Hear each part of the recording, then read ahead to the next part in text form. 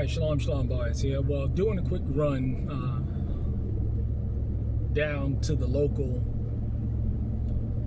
garden supply store, and I'm just driving back, and I wanted to do another video talking about the neighborhood in which you purchase land in. And what I want you to do is I want you to pay attention to the neighborhood, the quality in the area in terms of, how the houses are maintained, how the roads are maintained, because it's going to tell you a lot about the atmosphere and the way in which things are going to progress and develop as the United States economy declines, especially in a crap hit the fan type of situation. The quality of neighbors that you have is going to be very critical, because see, if you're surrounded by degeneracy, if you're surrounded by debauchery, if you're surrounded by neighbors that don't know anything about self-sufficiency, don't know anything about decency or morality, that doesn't mean that just because you're living in a nice neighborhood, that doesn't mean necessarily that these people are ethical or moral people. What I'm attempting to get at is the notion of when you have people that maintain their properties, maintain their school districts, I tell you, you're going to be dealing with a whole different level and quality of people in a grid down situation. Be mindful of the type of community that you have aligned yourself with and live around. Because see, I live in an agricultural community, okay? Everybody I surround pretty much, they own acreage, they have land. It's a farming community. And these people, the vast majority of these people, they own their land. They own this stuff. These properties, the vast majority of these properties are not mortgaged. They're owned straight out.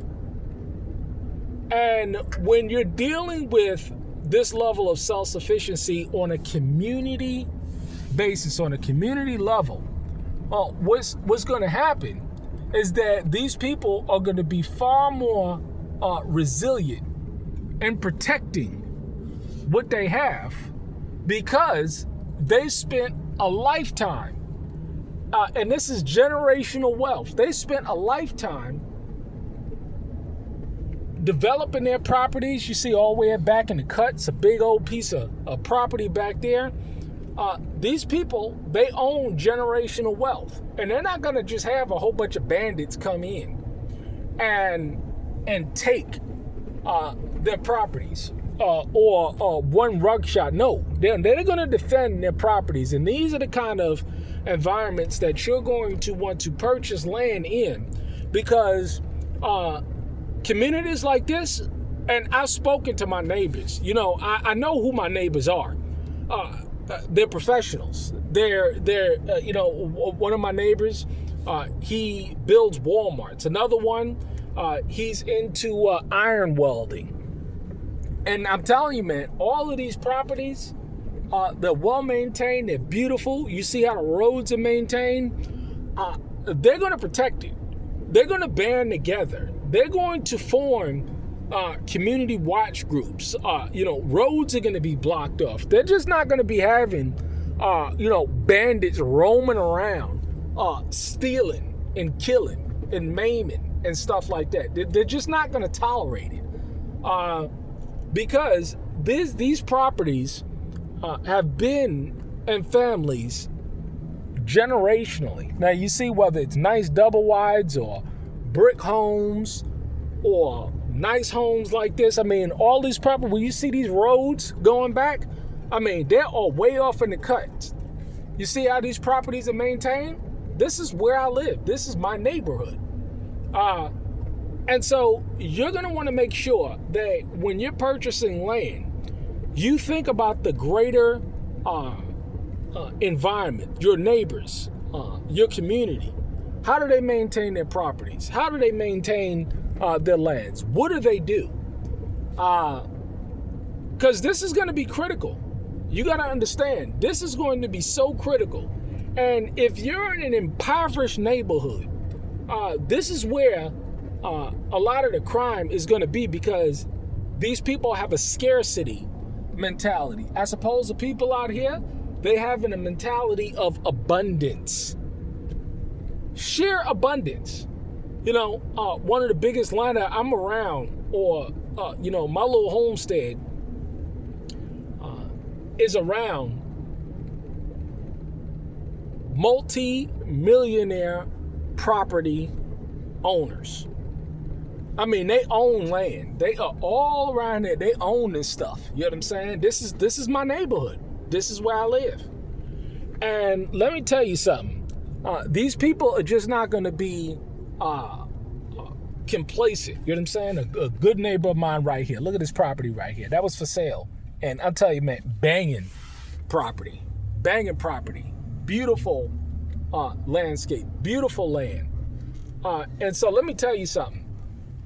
If you surround yourself with properties or lands of a whole bunch of people that are into scarcity as opposed to abundance, you're going to have a serious problem on your hand.